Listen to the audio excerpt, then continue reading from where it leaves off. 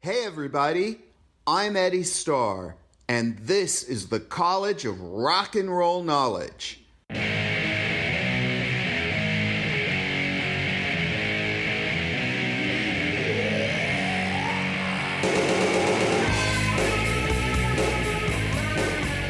Class is now in session. This is where the music and culture that shaped a generation live on, and my own path through the world of rock and roll. All right, so I guess we'll start. You host the Charles Motorbike Show. Yes, Charles Motorbike And Show. that is on what days? Wednesdays and Thursdays? Yeah, well, my live shows are Tuesdays and Wednesdays at 10 p.m. and those go out live on Mixcloud and Twitch. And then at the same time, the Tuesday and Wednesday shows are also live on a radio station in England. And then my Tuesday shows are also recorded, and then those are sent to other radio stations throughout the world, which would be Radio Lantau in China, Bombshell Radio in Canada, and Eardrum Buzz Radio in Los Angeles, California. Okay. And then Press Play with Dave and Charles is every Friday night at 7 p.m. Eastern time. I mean, Western Pacific time. Yeah. So 7, right. Yeah. Press Play, 7 p.m. Friday Pacific time. That's also streamed live on Dougie Stone Radio. And then that show is also sent to Eardrum Buzz Radio, which is played on Sundays at 11 o'clock. Oh, wow. So my shows that I send to like on Bombshell, like in Canada, I'm on Friday at noon Eastern time. In Los Angeles, Eardrum Buzz, I'm on Saturday at 11 p.m. Pacific time. And in China, Wednesday, 9 p.m. China Standard Time. So there's a lot to remember. Yeah, so you're all over the world. That's great. Yeah. Go ahead. No, go ahead. Go for it. I thought we would start with, go back to the beginning and, start with your journey in music, because you're also an accomplished drummer. And so I thought we could maybe discuss a bit about how you got into music, what inspired you to start playing it, and then how you've sort of reinvented yourself into this radio personality. Yeah. Gosh, I'll try to cram it into a nutshell real quick. I knew I was going to be a drummer by the time I was 4 or 5 years old, growing up with my grandparents and my parents watching Lawrence Welk. And I was fascinated by that drummer in the tuxedo up on the stage. And I thought, whatever he's doing, I can do that. I know I can do that. And also my cousin at the time in the 70s was the percussionist in the Mexico City Symphony. So when he would come to Los Angeles to play, my grandparents would take me to LA to pick up his drums. And there would be this big box of drums in the living room. And I was just fascinated by it. And at an early age, I kept telling my mom, I want to play drums. I want to play drums. And my mom is an accomplished pianist and a professional dancer. And so she kept saying, well, if you want to play drums, you got to learn how to read music. So we went back and forth for years. And then I gave in, and she had me take organ lessons with this teacher who was really old, had those thick bottleneck glasses, and I lasted 2 or 3 lessons because I was like, I do not want to learn how to play Mary Had a Little Lamb. It was just ridiculous. So I told my mom, I said, I can't, this is I'm like 9 or 10 years old, and I told my mom, I go, this is horrible. I don't want to learn this. And then I'll never forget. She said okay, and she pulled out the phone book and found me a drum teacher, and I studied under him for the first 4 years. And gosh, by the time I was 12 years old, I was playing like someone would be in like their late teens, early 20s. And most kids that age usually have like one or two books they're studying out of, and I had like four. And, you know, and the teacher that I had was the head percussionist of the Long Beach Symphony. And my dad told my teacher, said, I want him to learn how to read music. I want you to bust his chops, basically. And I still to this day remember my first drum lesson. And I was always excited to see what the next lesson was going to be, like what was going to be around the corner. And not only that, but taking lessons from him, I always wanted to be a drum teacher. I thought drum teachers were like the master drummers. And so I always kept that in the back of my mind too. Like I learned all this, I mastered my rudiments. I mastered a lot of different grooves and dexterity, and four-way independence. And gosh, for like the first 8 years, you couldn't get me away from playing drums. I mean, it was to the point where if my grades weren't that great, my parents wouldn't let me play drums. I would be restricted, you know. And the other way I learned about drum gear and the way drums are set up was MTV. That was when in 1980, when MTV came out, I would sit and watch it because they had live concert videos, you know, like of Def Leppard or Cheap Trick or whatever. And I would sit there and I would, anytime they shot a video of the drummer, I would just watch and look like where he's placing his snare, what kind of snare drum, what kind of cymbals, everything. And that's another way how I learn, and performing too, like how they perform, you know, just performance and things like that. And then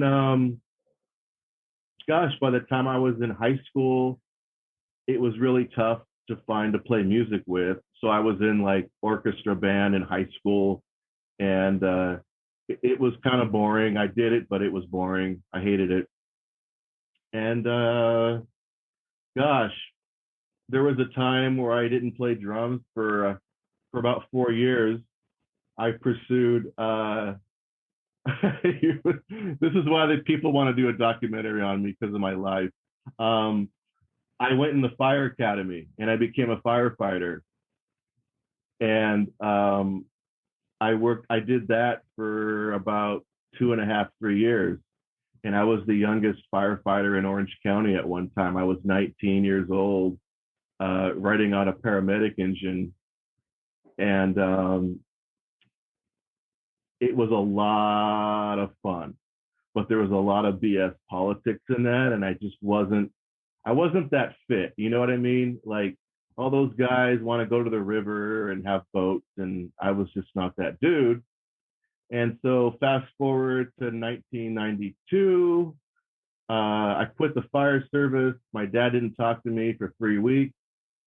And I got in a surfing accident and I cut my foot, got stitches, I was working at a hotel and I couldn't work. I was on crutches for like a month and a half. So my buddy kept saying, I want to hear you play your drums. He kept bugging me about it. And so finally I said, all right, my drums are in the garage. They're packed away. If you set them up, I'll play them. So he pulled them all out, set them up. I still have my kit. It's a Yamaha custom recording kit. It's like a 7-piece kit. It's gigantic. I started playing. He goes, hey, you're pretty good. You should be in a band.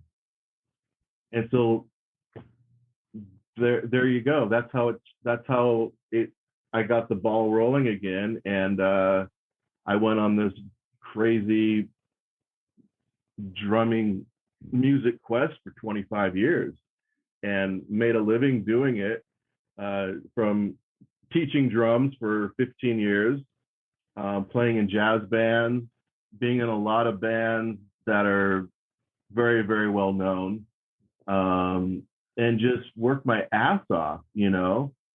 And by the time when I was like 26, 27, I started getting into jazz, because jazz is the purest form of music. And not only that, with jazz, you have to really, really, really know your chops, your improvisations, and improving. Drummers are called rudiments. There's 40 of them. Like a guitarist or a trumpet player, piano player, where they would master their scale, and then they would learn how to improvise the scale, which makes they can go into jazz. And then when you learn jazz, you learn how to relax, you learn how to play music and improvise and play with dynamics. And so with having a jazz background and going into, like, say, like a rock situation or a pop situation, it became very, very easy for me. And I knew how to syncopate correctly and not play for the song, not against the song. Like, don't do too many flashy things when it's not appropriate. And just learning in jazz, like, again, like improvisation. So I was getting work playing with some very, very like world-class musicians in the jazz world, and getting live gigs, and then playing in cover bands. And then that's where I made my money, and plus teaching. And then I was able to go and play with a lot of original bands, because I knew not at an early age, but I knew, just because I've always been the observer. I've always been the guy that stands back and kind of looks around and goes, okay, Charles, being in an original band, you're not going to make a living. In other words, you're not going to be able to pay rent or eat food. I mean, the what's the word? Like, it's a completely different route, because with the original band, you actually have to create something. Whereas most of the other thing, it's like sort of, you know, why they keep doing the same movies over and over, right? Because it's guaranteed, it's a known commodity that you can sell. Whereas, you know, when you're doing your own stuff, you really have to, you have to be in for the long game. Yeah. And being an original band is and it's like that, and you want to be an actor or a writer, you're really rolling the dice. It's all about rolling the dice. And it's the thing that my dad always said, it's not what you know, it's who you know. And that just says a lot, because that's how I got into how it all fell into place. With like playing an original band, you have to build a following and all this and that. But playing in LA, I was very fortunate, because that's where it's happening out here. Everything is in LA. So I was fortunate to be born and raised out here. And just growing up as a kid, I kind of learned, in a way, learn the business just from observing and seeing how these guys are doing it, how they're able to sustain themselves, making a livelihood of being a musician. And I'll tell you, it's not about being an original band.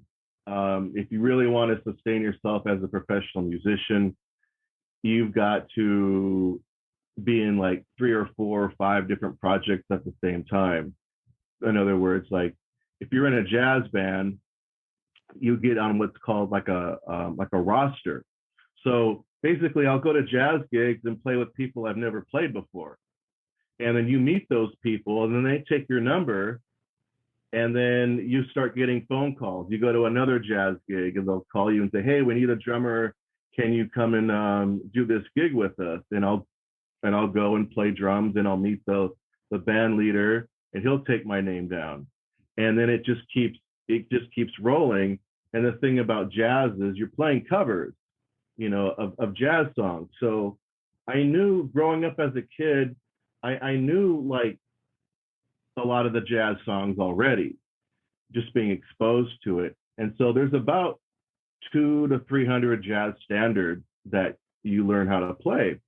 And so anyone that knows jazz can just walk into a situation and never played with anyone, and it just goes, it just happens. It's just really cool. And that's where you learn confidence. You learn how to humble yourself, because that's the other thing is in this business, you can't be a dick. You can't be an asshole. You might be like, have some ego where you think you're the shit, but you're not going to get hired again because no one wants to work with that guy. But there's for me being a drummer, I'm a dime a dozen. You know what I mean? There's a million guys that are as good as me or better than me, but at the end of the day, what's his attitude like? How does he get along? Does he listen? Is he cool? Is he humble? Could I sit in with him for a 4-hour recording session? So it all is attitude at the same time too. So because of my attitude and what I brought to the table, I was able to get a lot of work because I didn't say much, but when I had something to say, people listened. And I never was, I'm a very modest person. I never was acted like I was a shit, but inside you have to have that tiger, that ego inside you. So I was like, okay, well, I'm going to play it like I'm just going to be really cool, have this great attitude. But when I start playing, that's when I'm going to tell you like where I've been, where I'm at, and where I'm going when I'm playing my drums. And people can pick up on that.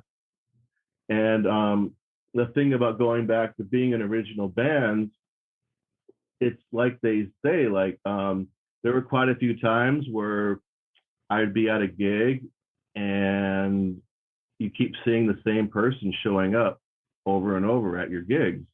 And then you get approached and they'll say, hey, I'm with this management company, or I own this recording studio, or I own this label. Would you like, let's talk. There was another time where I was in a band and we toured for 3 or 4 years, and we kept seeing the same guy. Once, within 2 weeks, we saw him in San Diego, in LA, in Seattle, in Portland. And when we get back in the van, our guitarist would say, did you see that guy again? That was the same guy we saw, last night in Los Angeles, and he's down here in San Diego. And I said, yeah. And I go, did you see that guy again? I just saw him in Portland. What's his deal? And he goes, I talked to him and he's with the label and wants to, put out our record, and he's got money and wants to, give us money, So I was in situations where I got, advances of a lot of money where I didn't have to give it back. They just say, here's, all this money, quit your job, record this record, we'll send you out on tour.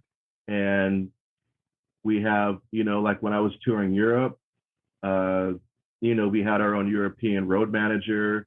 When we're doing the US stuff, your US road managers. And then at the time, we didn't have the internet like it is today. We just basically had had flip phones with a minimum amount of time you could call. So when we were on tour, while we were on tour, we would be booking the tour at the same time, because we would be out and then we would stop at truck stops. And we had this little computer keyboard that you would plug in to a telephone line at the truck stop, and we could check our email and see if anyone responded to us. And then we would get a gig. You know, we might be in the Midwest somewhere and say, oh, we can make it to this, we could do these gigs and then come back and do this show. And so it was always fun, but kind of nerve-wracking, because we didn't have navigation or Google Maps. We had a road atlas, a big book, road atlas, and trying to find the venues and playing in New York and trying to find the venues in New York, but you're amazed with the scenery when you get across the Brooklyn Bridge. You're like, oh shit, you know. And but yeah, it was a lot of fun. It's a lot of hard work. I'll tell you, I won't be shy about that. You sleep a lot, you party a lot, you're up late. You don't know where you're going to sleep sometimes. Sometimes we slept in the van a lot. Sometimes we slept on farms in the Midwest.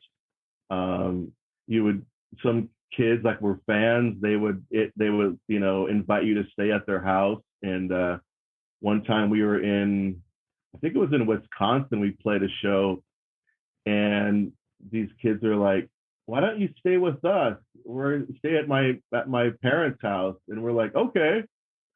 So we go there, and it was this amazing farm. It was huge. It was like something out of the movies.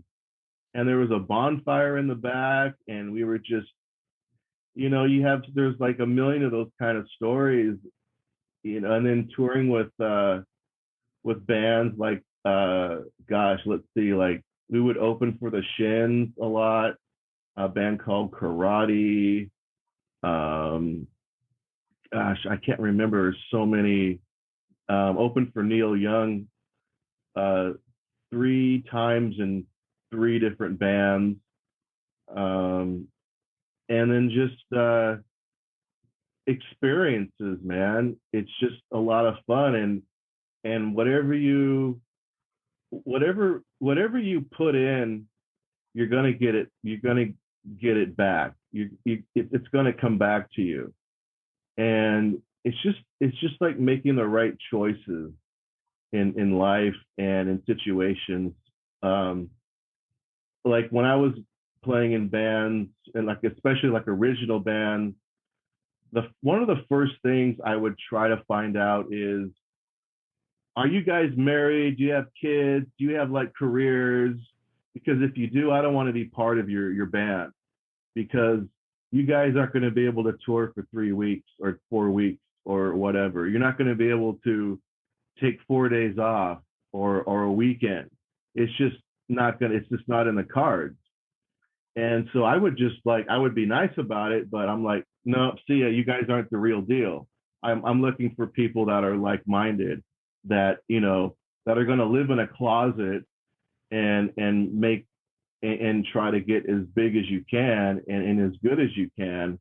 And I paid my dues, man. That's for sure, man. I lived in like crazy situations and mostly like warehouses and couches.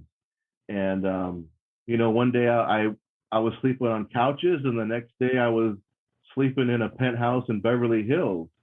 You know, it just, things happen overnight.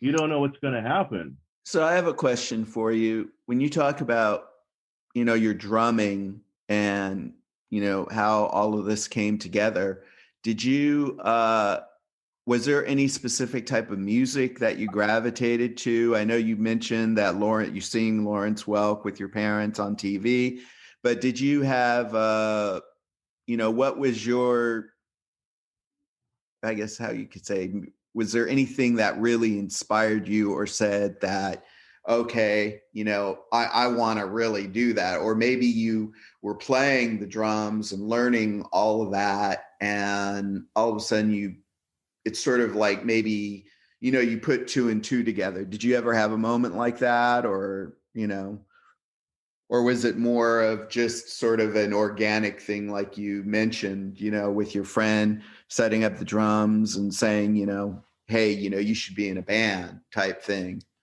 Or was there any idea prior to that? Like when you used to see on MTV, the clips from, Cheap Trick or all that, metal in the 80s, was there like anything that you gravitated to where you said, oh yeah, that's what I want to do?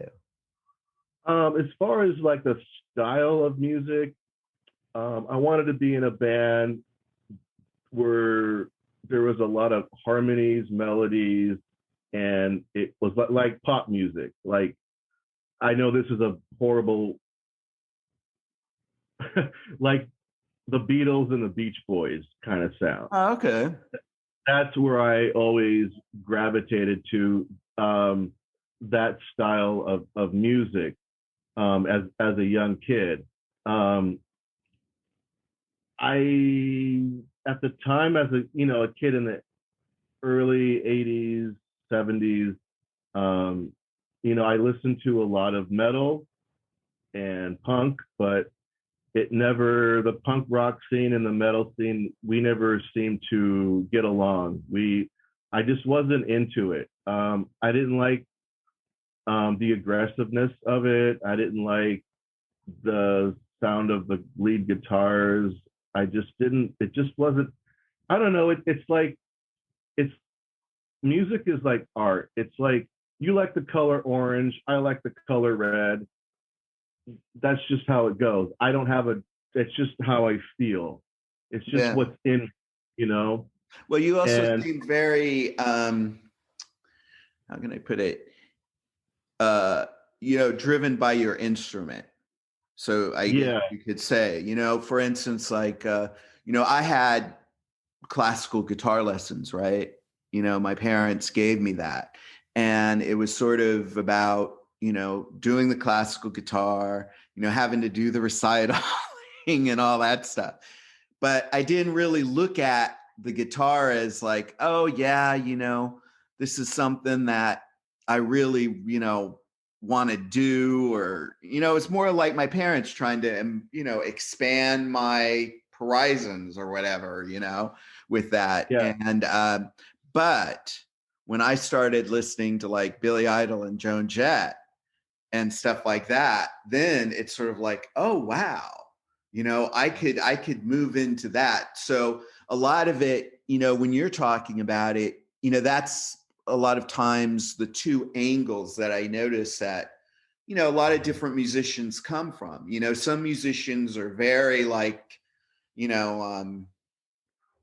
technique orientated, and they're really about their instrument, so to speak. Yeah. Whereas I find a lot of especially in rock and roll and, I guess you could say pop too, or whatever, all the thousands of genres we have out of pop and rock or whatever, that, some musicians are much more sort of, you could say what used to be sort of like the rock and roll culture type thing, sort of fused in with the musicianship or whatever. And so that's what I was just sort of wondering about when you were talking about that, in terms of, what, outside, did you have any specific scene in the 80s or music or like the new wave, that was happening? I listened to a lot of, my ears were wide open as a kid in the 70s and 80s. And I liked just about everything that was coming out in all the genres. It was so new to me, and I just sopped it up like a sponge. One thing in particular is my parents in the 70s, especially, because I was born in 1970. So they listened to the top 40 in the 70s, and I loved it. I mean, stuff like, like the Association or the Carpenters, the Beach Boys, all the one-hit wonders of the 70s, like the Joe Jeffries Group, Brenton Wood, all that stuff. I just really, really sopped it up like a sponge. There was a radio station out here. I don't know if you remember, it was an AM station. It was called KWIZ. And that was the station that played all those hits, all those songs.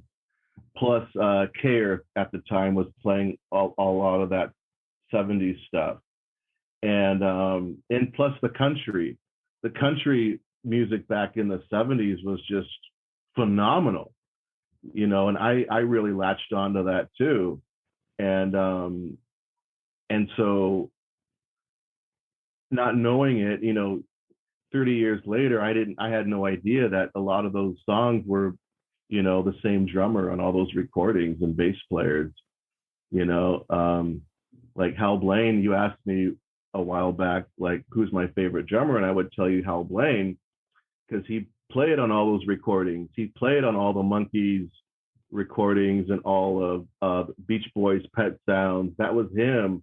The Carpenters, a lot of Elvis stuff, the Association, Sonny and Cher. He's got this long repertoire. There's a documentary called The Wrecking Crew, and it's about, that was Phil Spector's. He would call on those guys to record all of his records, and the musicians didn't. The band members never played. Like the Monkees, there was like one or two guys that played on those records. The rest were all session guys. Same with the Fifth Dimension and the Carpenters. That's all, Karen Carpenter didn't play drums on those records. Right. It was Hal Blaine.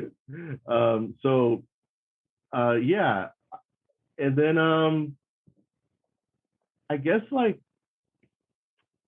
in the late 80s, early 90s, I was introduced to what they call now is shoegaze and dream pop. And I was like 22 when I was introduced to that. Now, see, that's a really interesting term, because I never heard the term shoegaze. What is that? You never heard of shoegaze music? No, I never heard that term. Shoegaze is a whole other style of music. Have you ever heard of My Bloody Valentine? Yeah. That's shoegaze. Oh, okay. And they were probably one of the pioneers that started that sound. There was another band called the Cocteau Twins. Oh yeah, no, I know them. Yeah. It was that Dave was into them. I think a little bit, but there was some other guy in our group that liked them. I used to call them the Cocktail Twins. Yeah. And they would be classified as dream pop. Right. And it's basically like a lot of dream pop bands are female fronted vocalists. Oh, you mean like Mazzy Star and yeah. I guess that would be like the most successful, right? In one aspect. Yeah. She would probably be, I wouldn't say dream pop because of her style of vocals. But like dream pop would be like a band called Lush. They would be like between like shoegaze and dream pop. Catherine Wheel, they would be shoegaze. Chapter House would be shoegaze. And then on the other end, what was classified as real indie bands, like I was into the Pixies and Sonic Youth, a lot of the harder stuff, that would be classified under as indie rock or indie pop. And those were that genre. Basically anything that came out of England, like Ned's Atomic Dustbin, the Stone Roses, Ash, Chapter House, The Wonder Stuff, Ride. I could go on, but those were the bands that I was really, really, really into, and those bands influenced me. That was kind of like my scene, I find it interesting though that like people who grew up as children in the 1970s, a lot of musicians that come out, you could say in Generation X, right? It's there's a lot of sort of like like my parents, I mentioned before, used to listen to KRLA a lot of times. Yes. So it's sort of funny that I think a lot of our generation was heavily influenced, sort of like you could say, by the sort of previous, the previous generation's music, I guess you could say. Yeah. Yeah. That's pretty interesting. I mean, my parents listened to a lot of stuff, and a lot of it really, but they weren't really like listening to the Carpenters and stuff like that. My mom was like a fierce, she liked the Rolling Stones. She liked the Phil Spector. My mom introduced me to that. My dad listened to it a lot too. He was more of his parents' generation. So he liked, like Pat Boone and, stuff like that. But I think that's sort of like interesting that you would cite, the Beach Boys and who was other people that you were talking about? The Beach Boys and the Beatles, right? Yeah. That's pretty cool.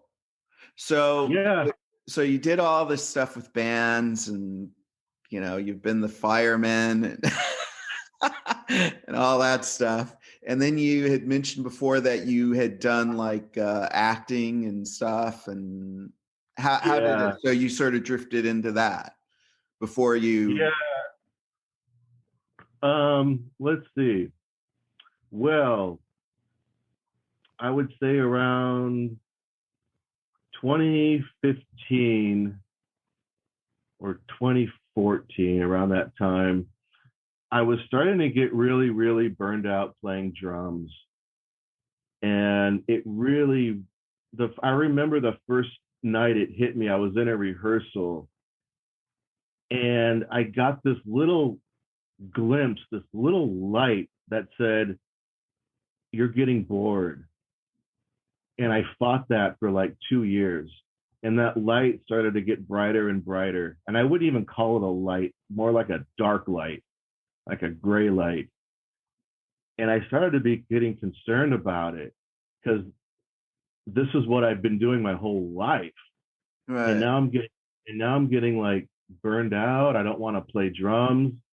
And then it came to a point where I had a gig one night and I had my drums, all set to go out the front door.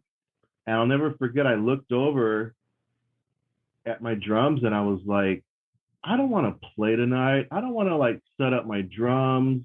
I don't want to tear them down and lug them to my car anymore. I'm so sick of this, man. And I kept doing it for like 2 years or maybe a year and a half. And that gray light got bigger and bigger. And I started to get really bummed out because like the drums were like my best friends, and I don't know, man. It's like that dog you've had since you were a kid and it's dying and there's nothing you can do about it. And that's how I felt. I was just this thing that just, I couldn't help it. It's like you can't help it. It's like, I don't want to do this. But I kept trying to find something fun about it, and it wasn't fun anymore. I hated it. And so basically, like in 2016, I went through, that was probably the worst years of my life. I lost my best friend of 25 years, who we'll talk about probably later. And I went through a horrific divorce. and that shut me down for a while. And during that time, I reinvented myself. In other words, I grew my hair really long. I grew this beard. I started changing the way I dressed into this hipster, like those pictures you see of me. That's how I dressed, you know, crazy, out of control, wearing women's jeans and women's tops and making it work, lots of jewelry, cowboy hats, and just creating this other person. And where I lived in an artist colony for 18 years, and I lived with some of the most world famous XYZs in there, from music producers to movie people, writers, prop masters, anything under the sun. Those are my friends. And we had a bar and restaurant on the property. So it was like this commune. And I knew everyone. And one day, this guy says, you should really get into acting or a model, man, because you got this look that's like amazing. It's unique. And I didn't really think about it. And then for years, my mom used to tell me the same thing. She said, you could be an actor, you could be a model, Charles, like, but I was playing drums, and I just was like, yeah, whatever, you know. So finally, I started doing these modeling gigs. I was on a website, I don't know if you ever heard of it, it's called Model Mayhem. And I just started posting my photos and bios about myself. I changed my name to Smig. That's what people knew me as. And so I created a character. I was Smig. I wasn't Charles. So Smig had this outer ego, this charismatic, I don't give a shit attitude. But at the same time, I kept the modesty and the attitude like I did. But what you saw was like, oh my God, this guy is too cool. Who is he? You know? And so I started doing that. And then a lot of my friends at the brewery would say, you got to get into acting, man. You were like, you could be doing like Westerns or biker movies, or you could be like this character, that character. So I joined an agency. And then at the same time, oh boy, I was going to after hour parties, like 2 or 3 nights a week.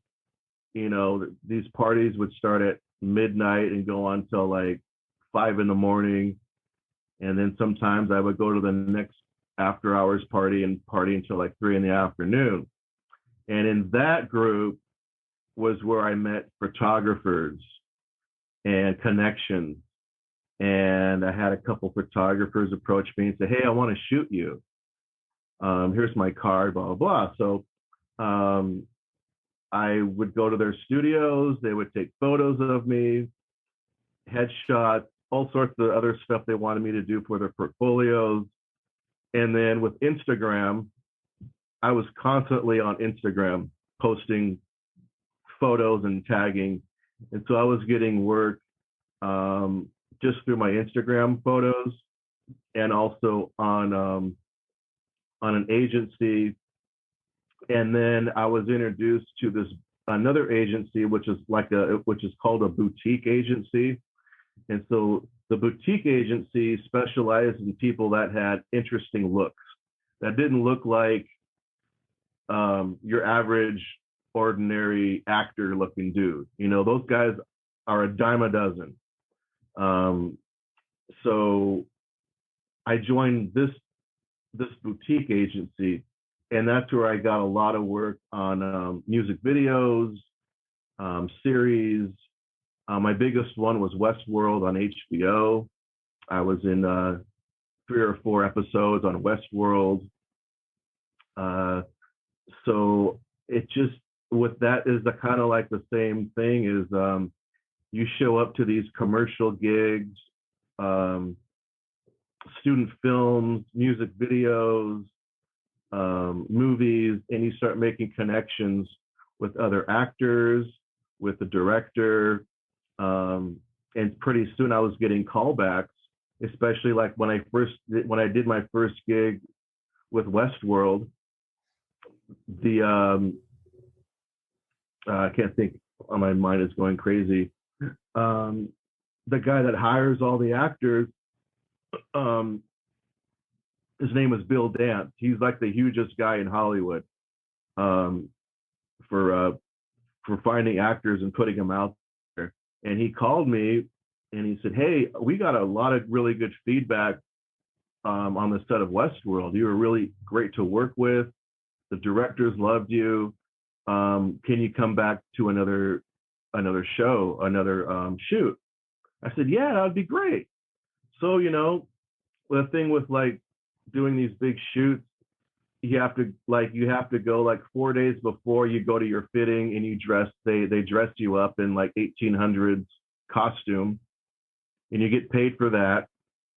And then the next day or a week later, you show up to the set, and you find you get there at like 5 or 6 in the morning, and then you get in your costume, and you have to go to get your hair done, then you go to makeup, and then you get dusted. And dusted is basically you put your arms out and your legs out, and they take this big brush full of like powdered clay, and they dust you all over you. So you look like you've been out on the range for weeks.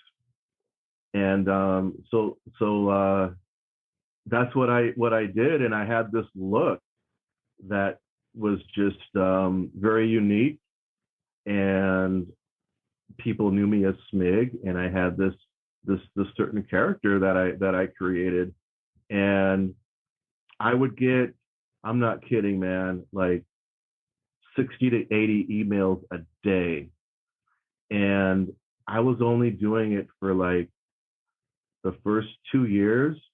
I was getting work like as if an actor was getting work in like 6 years, because I was all over it. Like every day, it was like I was obsessed with it, like I was playing drums again.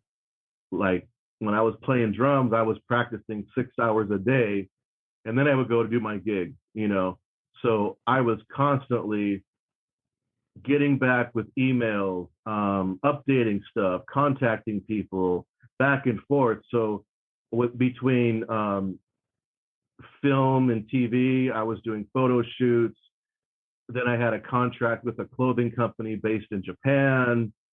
I was doing their clothes. I was doing photo shoots for beer magazines, bars, all sorts of stuff. Like I was in a G-Eazy music video, a U2 music video. And it just, like I told you before, like how much you put into it, you're going to get out of it. You just have to work your ass off to get what you want. And that's what I did. If I wasn't working on a shoot or a photo shoot, I would be at home constantly like sending out emails that people sent, or I would look on I would go to the website and see what auditions were available. And that was the other thing. I did a lot of auditions. And the thing about auditions is when I would get an audition, I would dress like that character, like they wanted me. I wouldn't show up in like a t-shirt and jeans. So there was a Carmex commercial, and it was a Game of Thrones kind of spin-off. They wanted you to dress like as a knight. So I showed up in a fur coat and black leather pants, and dressed like I looked like who's that guy? Like John, that guy in Game of Thrones. So I went in there and I auditioned, and they were like blown away. And I said, well, not only did I learn these lines, but I learned everyone else's lines too. So I can play any of these parts, these other four characters too. And they're like, really? I go, yeah, I can do them all. And I had to learn that dialect. And that's the other thing I did. And it became natural.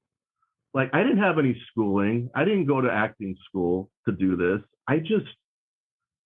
It's like you have to have this I don't give a shit attitude inside you to put it out. You can't be afraid of who's in front of you. You can't be afraid of the cameras or the lights. You have to ignore that and just like, it's like playing drums. It's like performing in front of tens, hundreds, or thousands. You just gotta like do it and not think about all that static behind you that's gonna freak you out. And so that's kind of like the attitude I had, and I made it work. And it was Smig too. So Smig wasn't scared of anything, and he just did it, like a bulldozer, and was able to pull it off for like 4 years, and made a career out of it, and it was crazy. Like someone, there was a couple times I was on student films, and they were like SC kids. And these SC kids were like acting kids. They were at an acting school at USC. And I was blowing them away. I was like, dudes, you don't need to go to spend, $100,000 a year to learn how to act. You just do it. And I was getting more gigs than those guys, and it's just like, you just do it. You just learn it. You just stop up the lines, and you just create this character. This no fear kind of thing. And that's kind of how it all happened. Well, and so how did that translate to, your radio show now? Well, the radio That's what show you're doing now, right? Just the radio show and then actually 2 radio shows, right? Yeah. The radio show, I was always fascinated by radio, again, at a very, very young age, like probably like 6 or 7 years old, just fascinated by radio. And there was a radio station down the street. And as a kid, my mom used to take me there. And I'll never forget the first time they took me on a little tour, and then I was in the control room where the DJ was. My jaw hit the ground. I think I was 7 or 8 years old.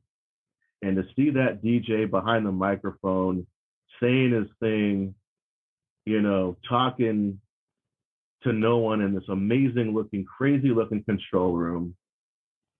And I was like, whoa, this is amazing. It was like the Holy Grail. God is speaking. And that's kind of where it happened. So again, fast forward, back to early 90s, my best friend who passed away had a radio show, and I met him in 92. And this guy, his name is Nelson, and he was my best friend, my buddy, my rock, my brother, my guy. And he introduced me to everything under the sun when it comes to shoegaze, dream pop, indie rock. He was it. If it wasn't for him, I don't think I'd be here. And we met at work. And one day we were hotel drivers. And I didn't really know him that well. And he had a cassette in, and I said, "What are you listening to?" And he goes, "This is My Bloody Valentine." And I was like, okay. And I was like, wow, this is amazing. And then another time I asked him, this is like in 92, I said, "What are you listening to?" He goes, "Oh, this is the Smashing Pumpkins. They're going to be huge." and that was their first record, Gish, on Caroline Records. And I was like, whoa. And then from there, we became really, really good friends. We went to a lot of shows in Hollywood. I mean, tons and tons of shows. We even backpacked in Europe, went to the Reading Festival in '96, saw the Stone Roses. And so anyway, his radio show. So if you listen to my radio show, 90% of what I do is what Nelson did on his radio show. So basically, the only thing I didn't take, he had his radio show called Radio Cooler Than Jesus. And he went by his radio name as Moses Motorbike, hence Charles Motorbike. He played a lot of sound bites that were pertaining to religion, Christianity, like off The Simpsons, especially. And he would play these anti-Christian or Christian sound bites that kind of make you think. And then it would go to a song. If you hear me say, this is the show where you can learn how to hopscotch on water and feed millions on one crouton, that's something he used to say during his show. And I say it. He used to say, this is a show where you can become a born-again Christian and get half off. I say that now. He used to play this little soundbite where these kids would go cooler than Jesus, and then it would go to a song. I do that now. In the genre of music I play, I'm playing the same thing that he would play because that's something I was always into. So I'm doing the show basically to carry on his tradition, to kind of make him alive still in my heart. And it took me a long, long, long time to decide if I wanted to do this and how to create a show like what I'm doing now. And he did his show, his Radio Cooler Than Jesus show, for probably 15 years on KUCI. And he was a film major, radio, TV, and film at Chapman. And he just, man, he was just my guy. He was hilarious. He saw the world in ways that I've never seen. His sense of humor was so dry and hilarious. And I get a lot of that from him. A lot. It's like I'm a walking Nelson sometimes. Stuff that comes out of my mouth, I just don't even think about. And if you listen to my show when I'm talking, I'm Charles Motorbike. I'm another person, this other character. And so I'm, like I said, like my motorbike show is basically a lot of what he did during his show. And he was just someone I just really looked up to. That's really cool.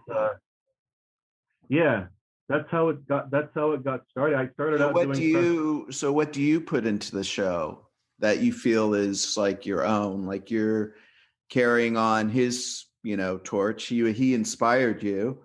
So what do you think, what do you put into it that, that's my own? Picked up? Yeah. Gosh, that's a good question. I'm trying to think. I think because now it's live audio and video, I'm now playing music videos on my live show. Because back then, we didn't have the internet, and now I'm able to be in contact with bands all over the world. I'm playing bands from Italy to Russia to Ukraine, Spain, France, all over the world. And also my video visuals and things like that is unique, and it's different from most It's sort shows. of like a combination of really what MTV started as, you know. Yeah. Where there was not so much. Well, there was some talk, but I mean, I remember like Billy Idol's first EP that he put out. I think it was 1981, "Don't Stop," before his killer debut LP. And on that, on the B side, they had an interview with Martha Quinn, interviewing him. And, that is sort of the whole sort of vibe I get, when I see your show. It's sort of like, I think it was this past week, you had the Cure concert from 1984 or something playing the opening. So that was really cool, because I think that sort of, prior to MTV, you had Cream magazine, you had Circus, I mean, it's funny because I never really read Rolling Stone that much, but I did love Spin magazine, I think, which was the 80s. And you had sort of like the story, so to speak, of what was happening, what was cool that was going on. And, and MTV for those first years was really sort of an innovation with that, sort of the combination of the great visuals and, the various VJ hosts. So it's sort of like that, I would say. Yeah. That just kind of like evolved in the sense that I've got all this crazy ass technology right in front of me, and I'm doing this live show on video. How do I make it interesting for viewers not to just stare at my ugly ass, for 2 hours? And I'm thinking, and I've got all this software and technology, and I'm like, I'm going to play music videos. And so I started doing that about 2 months ago. And then before that, before the show, I would just play like recordings of garage rock, and all you see is this picture of me with this little thing that would scroll at show starting at the top of the hour. So people would come in the little, my live room, chat room or whatever, and they would be waiting, and all they see is this photo of me saying stream starting at the top of the hour. And then about 3-4 weeks ago, I was like, what can I do to make this more interesting for people to come in and not just listen? And I thought, what if I played live concerts before my show started? So that's when you saw The Cure. Yeah. It's like having an opening band. So I played a concert of like the Smiths, The Cure, David Bowie. And then when the top of the hour started, I would just fade out and then start my show.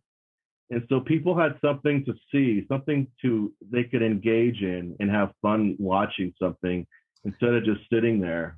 Yeah, not only that, but I think that,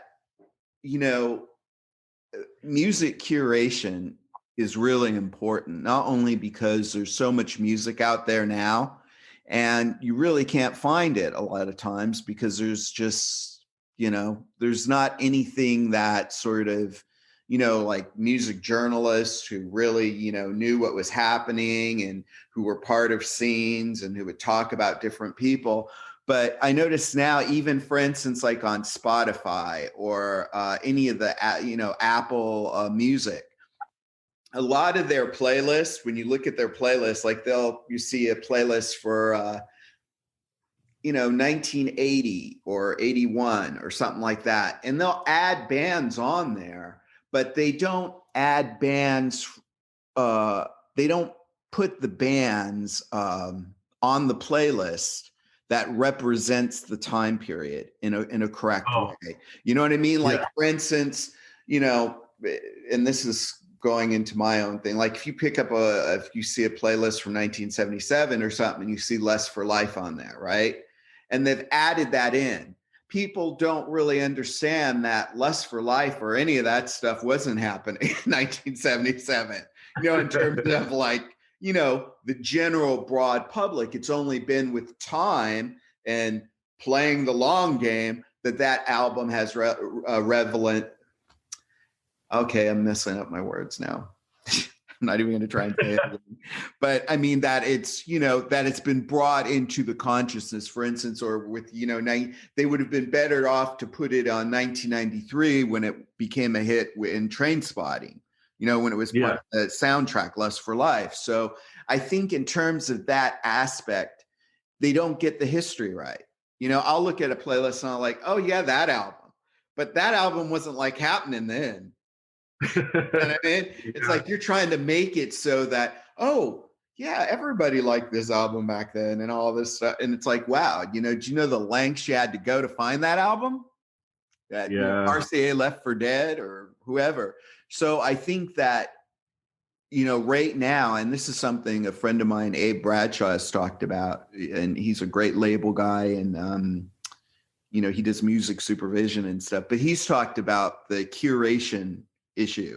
And I think that, like with what you're doing of putting the, with the music videos and stuff like that, I think that is an important aspect. And also too, to provide the context to some of this music and in terms of where it exactly was and where it exactly came from, rather than just, this playlist of, oh, this is 1977 or this is 1985, and, them trying to like retroactively create this illusion that really did not reflect what was going on. Or like you mentioned earlier, during the 80s, now it's like when you talk about metal or punk or anything that's like rock and roll, I've gone back to just calling it rock and roll because there's just too many like what are you talking about and shit.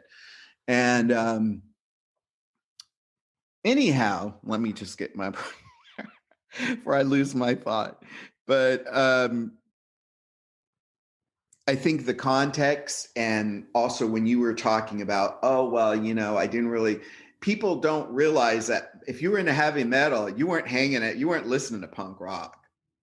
Yeah. At least that was my thing, because when I first started, when I was in high school and I was trying to get in bands, I couldn't find anybody to play with because everybody wanted to be like Yngwie or something like that. And everybody was hanging out. What's that school in Hollywood, that like musician school that Billy Sheehan came out of?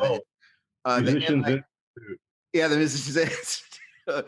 And that was sort of like, do not, like that sort of had a taint about it. You know what I mean? It was like tainted. And anyhow, so I couldn't find anybody who knew what I was talking about. Like I'd say, I'm into like, because I sort of, like you, was into stuff that had already happened. So I was, so like I had, like, for instance, like I heard about the Sex Pistols in third grade. I was in third grade in 1976. And I was 7, and someone told me about the Sex Pistols at school, but I never heard the Sex Pistols because no one would play them, right? So I came home and I mentioned it at home, and my parents freaked out, like, what are you talking about? Because I'm like 7 years old, but there were like these things, and they had like 2 separate sides of the playground. And one side they'd play like Sean Cassidy and the Tiger Beat stuff. And then they had like, they were playing like Blondie and the Ramones and stuff like that. So of course I was on that side, but it was very much like different worlds. Like if you were in pop world and Tiger Beat world, you weren't hanging out with people who are in the rock and roll world or whatever it was called. And, then other people would turn me on to other stuff. You know what I mean? Like Dave turned me on to, even though, I met him in 11th grade. And, I had never heard of Generation X. I knew who Billy Idol was and all that stuff, but he was the one like, oh, you got to check out this. And then there was and I met some other kid at school who said, oh, you should check out the Runaways and, and all this other stuff. And then I'd read interviews, with the artists, and the artists would say like, when I read a Joan Jett interview, for instance, and she would say, oh, David Bowie, and she talked about Rodney's English. So I was like, oh, okay, I got to go and check out early Bowie and stuff. So, like all the like Let's Dance Bowie of like 83 and stuff, I wasn't like into that. I was like into the past. So when I was trying to do my music or like, figure out how I could, start doing stuff, I couldn't find anybody because no one knew half the time what I was talking about. If I talked about the Stooges, most people would be like, who are you talking about? You know what I mean? Or I'd say, I listened to this thing. I got this thing from Top of the Pops, this video with Gary Glitter and Susie Quattro and The Sweet. And I was into that. And no one knew about that either. So that is something that too, when you're talking about curation and, people now, if it's like, oh, I'm into music. So, oh yeah, I know about this band or I know about that band. But, sort of when it was happening, it was very much different. At least that was my experience that, I couldn't find anybody, to say, oh, the Velvet Underground or Lou Reed, and nobody knew what you were talking about. So yeah, I would. And I would actually put on there, must be into, the Sex Pistols. And everybody knew the Sex Pistols in one aspect, but they never really heard it. You know what I mean? They didn't hear the music and stuff. So everybody would talk about it. And so anyway, it's pretty funny. But that's sort of like what you the first time I sort of heard, someone else say, oh, yeah, that was metal, but then that was punk. You know what I mean? Yeah, yeah. But I think that's important when you talk about that. And, when you do your show and, you talk about the music and, when this music came out and what was the vibe toward it. Yeah. Instead of all these like just generic, oh yeah, 1977, this was happening. It's like, I don't think so. That was out of print. Yeah. Yeah.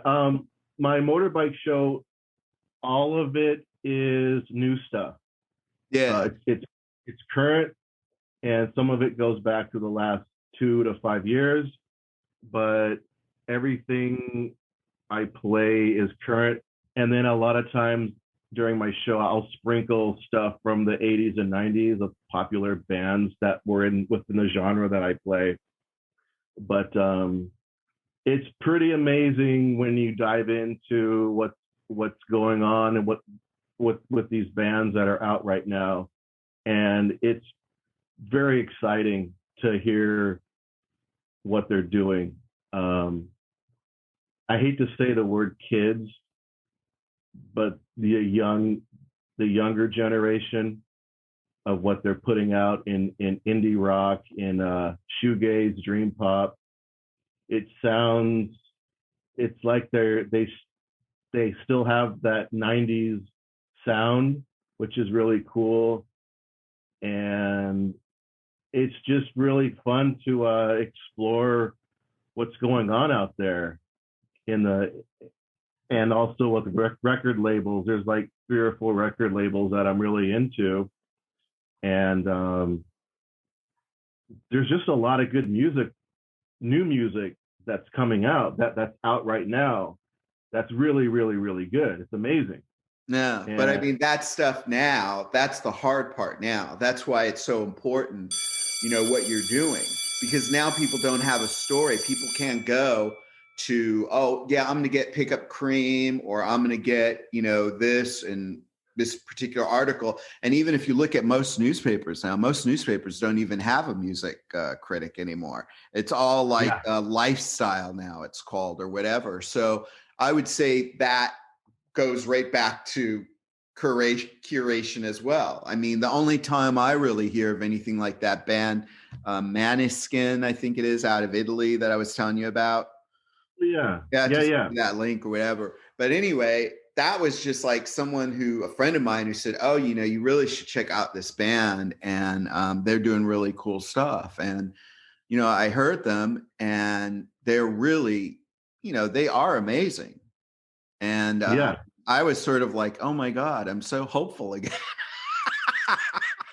you know, like, because half the time, you're like, gosh, but you get through that mass of stuff and you really do start, hearing the gems. It's just not, put in a way like it was before where there was this, neat little package. And even then it was sort of, it wasn't perfect because you do have all those albums that, that were sort of just left out there, and it took years and years and years for them to finally, you talk about an artist following, you should talk about album followings and,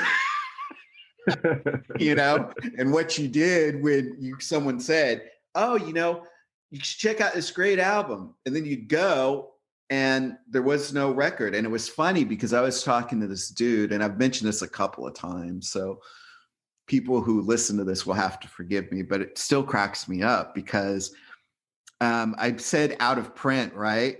And the guy I was talking to didn't know what I meant. Really? I said out of print. Yeah. And I was like, well, it's like, I felt like, the total sort of LA where I'm going, well, it's when you go to the record store and you ask for an album and that album is no longer manufactured and it's not available anywhere. So it's out of print. And then he smiled at me and he said, you're out of print. So it's pretty funny. But I mean, all those terms and all that lingo that you had, of,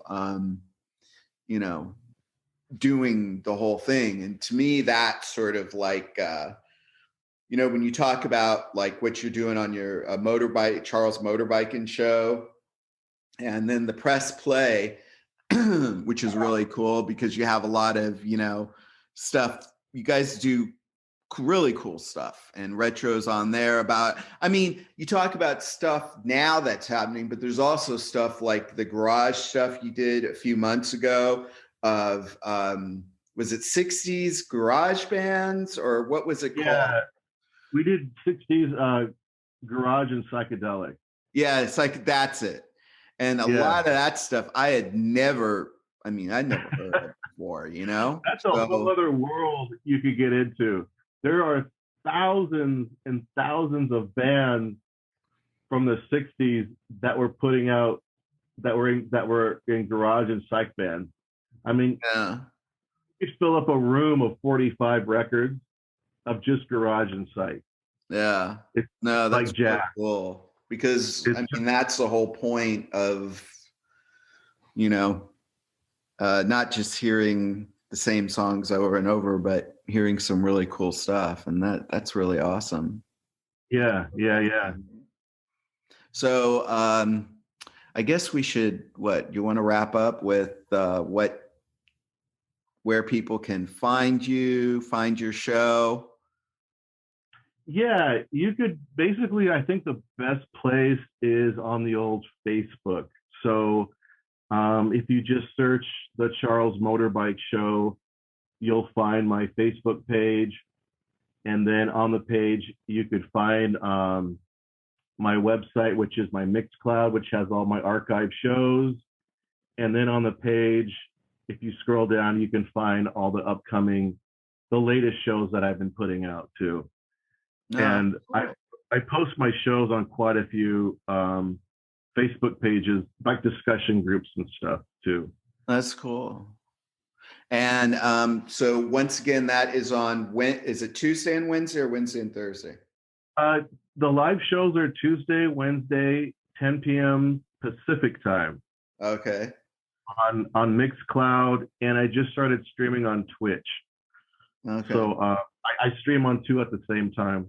Well, one thing you'll have to do is send me maybe drop me an email with that information so I have it exactly. That way we can put it in the description on where exactly everybody, can find you in whatever format. And then on Press Play on Friday nights at 7 p.m. Pacific time. So that's like 10 o'clock Eastern time. And they're all over the world and on Dougie Stoner Radio. you said? Yeah, Dougie Stone Radio and on Eardrum Buzz cool. Radio. That's really cool. Yeah. Well, I appreciate you taking time and sharing your story. Yeah. Thanks so much. I appreciate it. It's nice to finally share my story with someone, because I rarely do. And well, it's funny. A lot of people, you shouldn't feel bad. A lot of people have when they, when you're talking about something or, music and what you've done and all that stuff like that. It's sort of, I found, at least when you talk about it and stuff, it gives you perspective on it.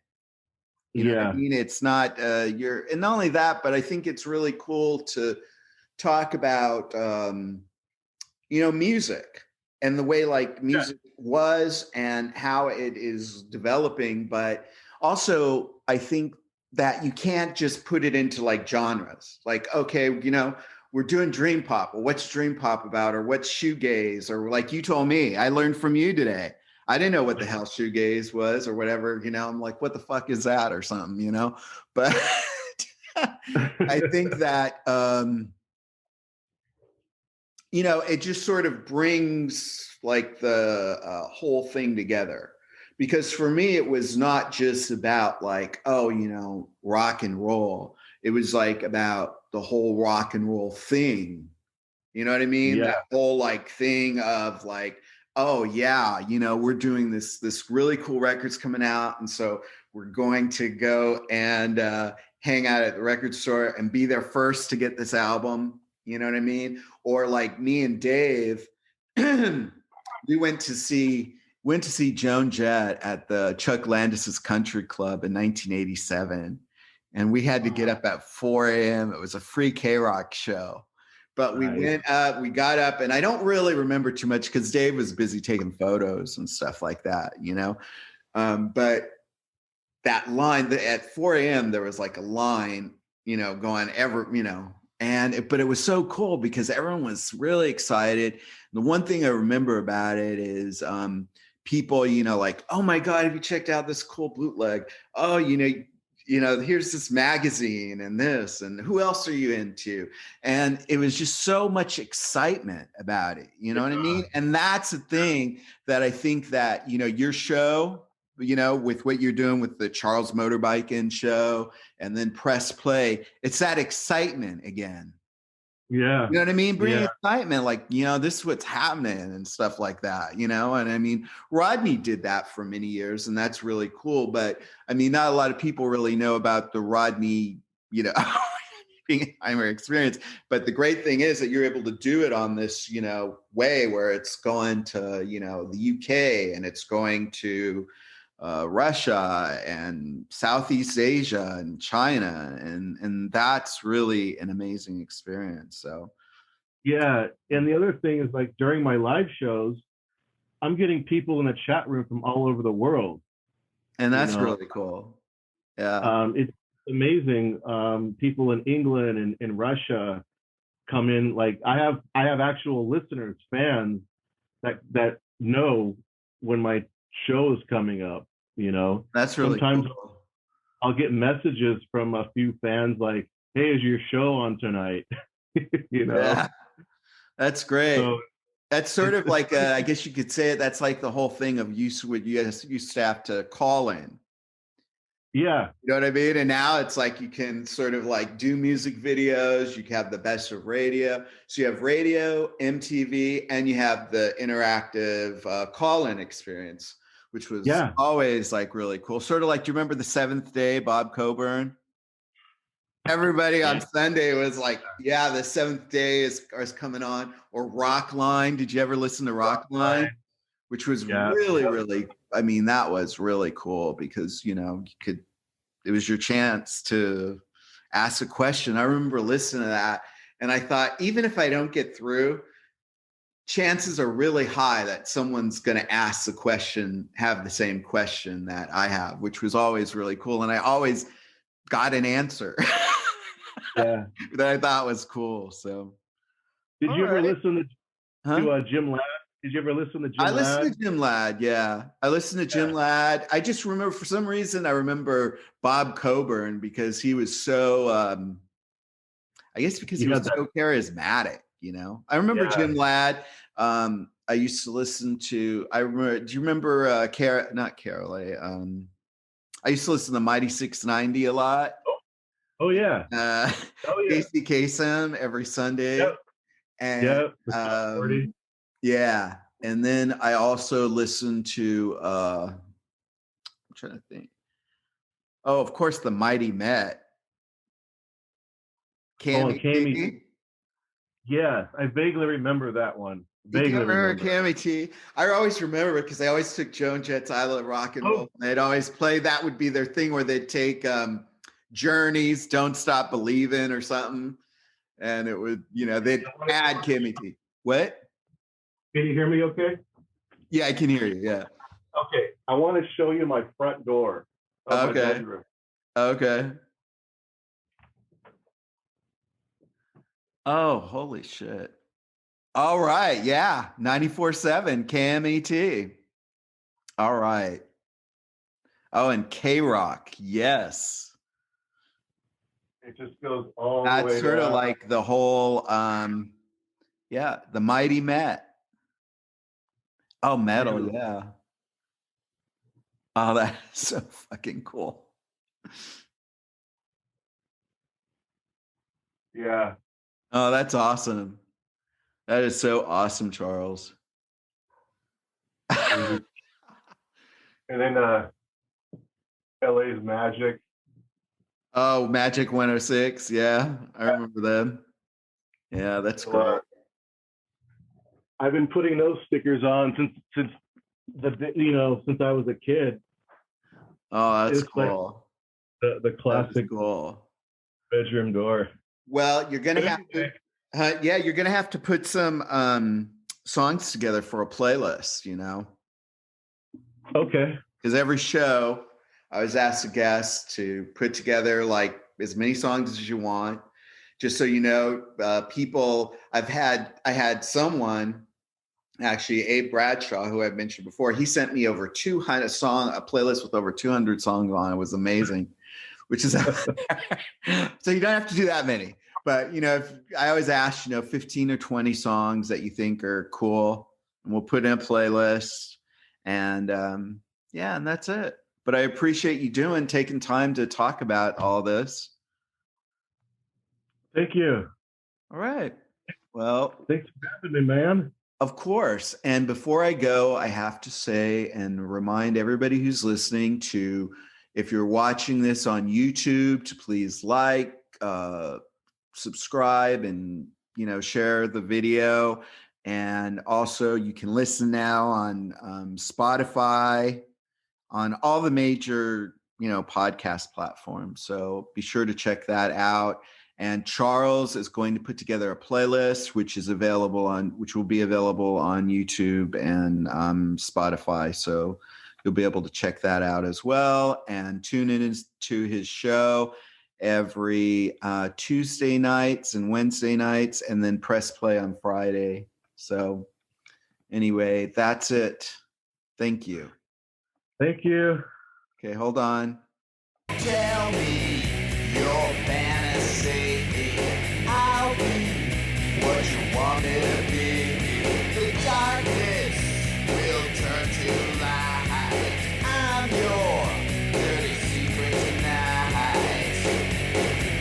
Dream or not, and take a look inside.